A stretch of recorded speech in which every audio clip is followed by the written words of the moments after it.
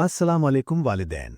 सुकून का दरिया पॉडकास्ट के एक और नए एपिसोड में आपका तहे दिल से स्वागत है।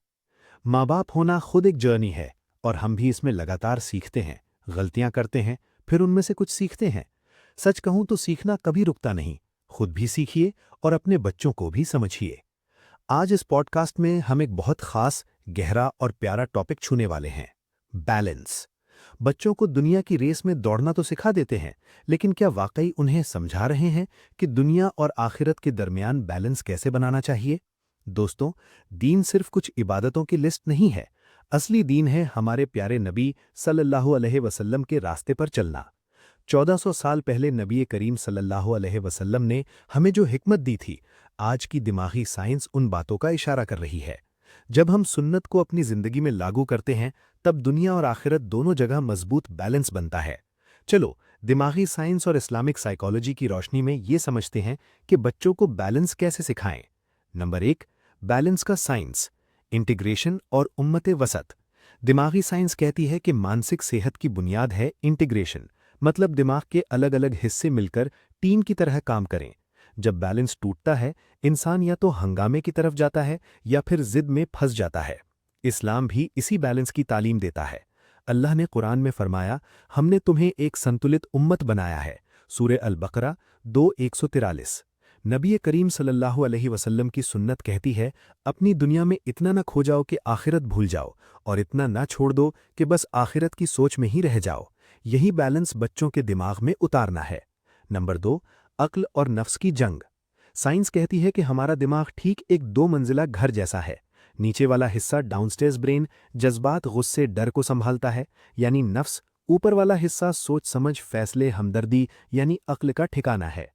नबी करीम सल्लल्लाहु अलैहि वसल्लम का हर अमल ऊपरी दिमाग अक्ल के बेहतरीन इस्तेमाल का नमूना था। जब बच्चे गुस्से में चिल्लाते हैं, नीचे वाला दिमाग हावी होता है। अगर हम भी चिल्लाएं तो हम भी नफ्स को ही बढ़ावा देते हैं। सुन्नत यही सिखाती है, गुस्से को पी जाना, रहम करना। बच्चों को बताना है कि जब नफ्स हावी हो, अक्ल से उस पर कैसे कंट्रोल लाएं। नंबर 3, खुद की जांच पड़ताल, सिफ्ट और सेल्फ रिफ्लेक्शन। बच्चों को दुनिया की दौड़ में खुद को खोने से बचाने के लिए उन्हें सिफ्ट करना सिखाइए, मतलब अपना ध्यान शरीर के एहसास, ख्याल और जज्बातों पर गौर करना। इस्लामिक नज़रिया, हज़रत उमर रज़ी अल्लाह अन्हा ने कहा था, अपना मुहासिबा खुद करो, इससे पहले कि तुम्हारा हिसाब लिया जाए। जब बच्चे रात को अपनी दिन भर की गलतियों, फीलिंग्स को पहचानते हैं, तो सिर्फ कामयाब इंसान नहीं, बल्कि लाजवाब मोमिन बनते हैं। नंबर 4, सुकून का मरकज़। साइंस कहती है कि दिन भर की परेशानियों से निकलकर इंसान को अपने दिमागी हब यानी केंद्र में लौटना चाहिए, जहां असली सुकून है। इस्लाम के मुताबिक ये हब है अल्लाह का जिक्र, नमाज। कुरान कहता है, बेशक अल्लाह की याद से ही दिलों को सुकून मिलता है। सूरे अर्राद 13:28। बच्चों को सिखाइए, जब दिल परेशान हो, सबसे बड़ा सुकून अल्लाह की याद में है। आखिरी पैगाम, वालिदैन हमारी जिंदगी की असलियत इस बात में है कि हम नबी के बताए रास्ते को कितना अपनाते हैं।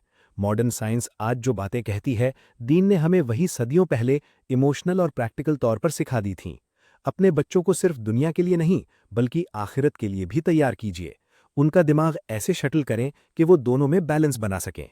अगर पॉडकास्ट से आपको बैलेंस के लिए कोई नई राह मिली है, तो वीडियो लाइक कीजिए और अपने परिवार दोस्तों के साथ शेयर करें। यही आपके लिए बेस्ट सदकाए जारिया है।